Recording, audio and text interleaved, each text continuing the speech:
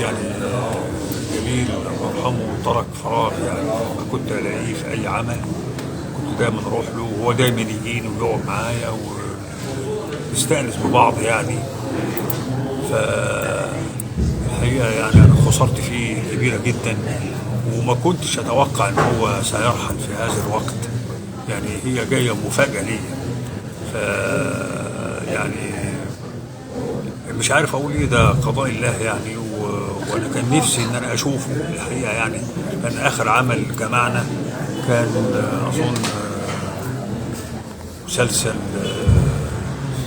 تقريبا الاختيار تقريبا، وقبل كده كان في فيلم الكنز، وتقريبا برضه التقيته في عمل من افلام الكنسيه تقريبا، في مش فاكر فيلم التلميذ ولا اي عمل يعني دايما كنا بنلتقي اعمال.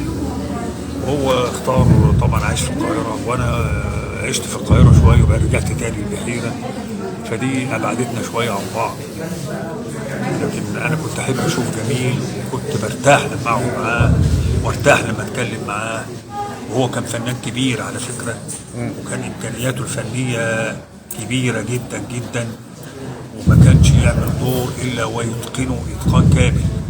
فاحنا الفن يعني خسره، وارجو يعني ان احنا ربنا عوضنا عنه خير ان شاء الله. كان اخر يعني اتصال بينك وبين اخر تواصل اخر تواصل بينك وبين الفنان؟ اخر تواصل كان بالتليفون، كنت بسلم عليه، مش فاكر انا بعيد عليه او حاجه زي كده.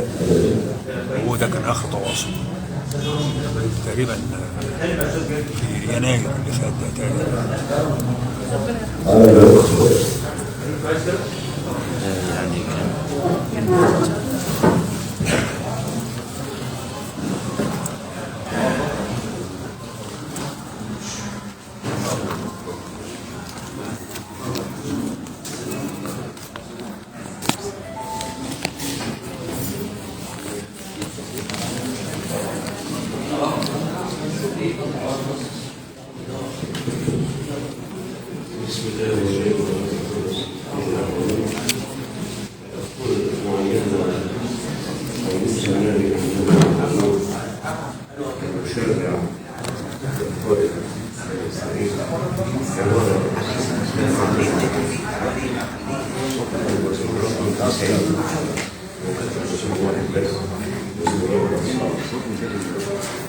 نقول كده أفنينا السنين الأوسط أيام السنين 70 سنة، ومع القوة الثانوية وأكثر الأفعال البدنية تذهب سريعا ونفيس مثل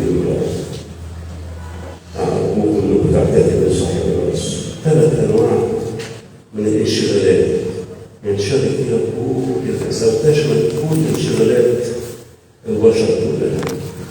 فلما رحنا نعمل صاحب الرأس مفيش ولا واحد من الأصدقاء يعني كلهم اعتذروا، أراد أن يحضر الرأس، كلهم مشغولين، اللي اشترى الحق واللي اشترى الإقامة واللي تزوج بالله، كل مشاغلنا هي تتلخص في ال3 حاجات دول. حزن جدا صاحب الرأس. طبعا صاحب الرأس هو الله، صاحب الرأس هو الله الذي يريد أن جميع الناس يخلصون وإلى معرفة الحق والوجود. عايز الناس كلها تفرح بالسماء في الوجود معاه، لأن فرح ربنا الحقيقي اللي هو يسكن في وسط شعبه، ده بيت العبادة بنسميه مسكن الله مع الناس. فزعل وأرسل عبيده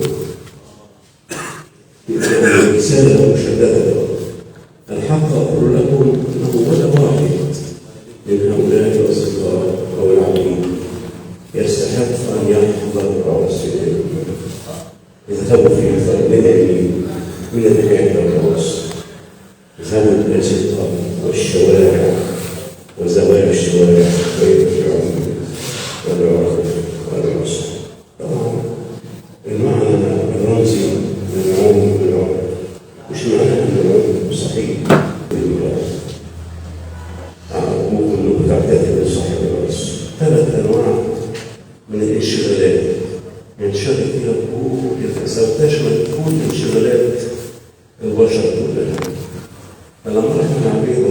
صاحب العرس مفيش ولا واحد من الأصدقاء يعني يوم اعتذر أراد أن يحضر العرس كلهم مشغولين، اللي اشترى حقه واللي اشترى القرار واللي تزوج بالله، كل مشاغلنا هي تتلخص في الثلاث حاجات دول. حزن جدا صاحب العرس. طبعا صاحب العرس هو الله، صاحب العرس هو الله الذي يريد أن جميع الناس يخلصون وإلى معرفة الحق والنور.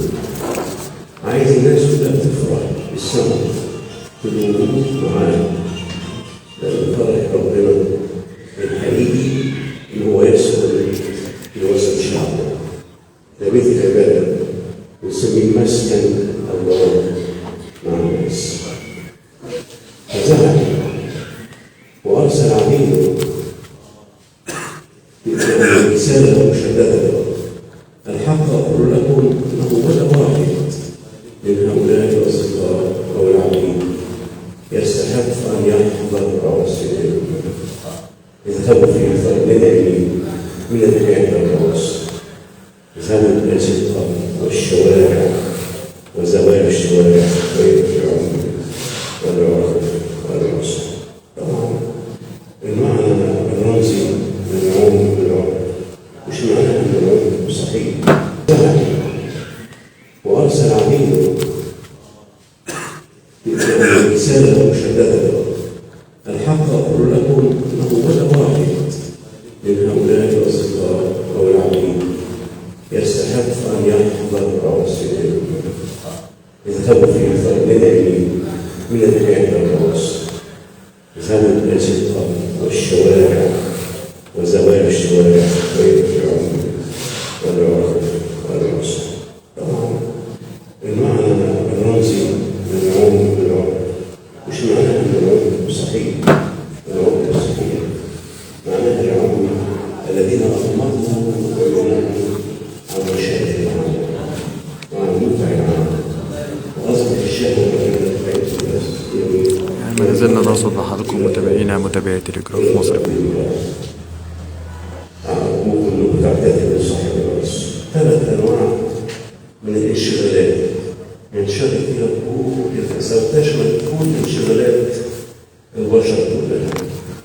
فلما رحنا عبيد صاحب العرس مفيش ولا واحد من الأصدقاء يعني يوم اعتذر أراد أن يحضر العرس كلهم مشغولين، اللي اشترى حقه واللي اشترى القرار واللي تزوج بالله، كل مشاغلنا هي تتلخص في الثلاث حاجات دول. حزن جدا صاحب العرس.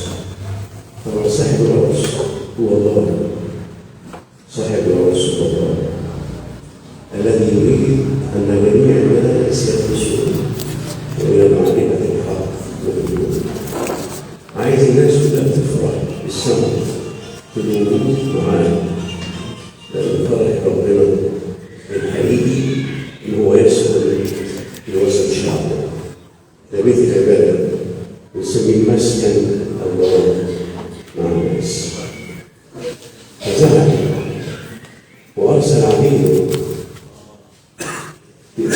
رسالة مشددة: الحق أقول لكم أنه ولا واحد من هؤلاء الأصدقاء أو العبيد يستحق أن يحضر العرس. اذهبوا في ندعي من الحياة العرس، اذهبوا الأزقة والشوارع وزوايا الشوارع ويرجعون والعرس. طبعا المعنى الرمزي من العمر بالعمر مش معناه أن العمر صحيح.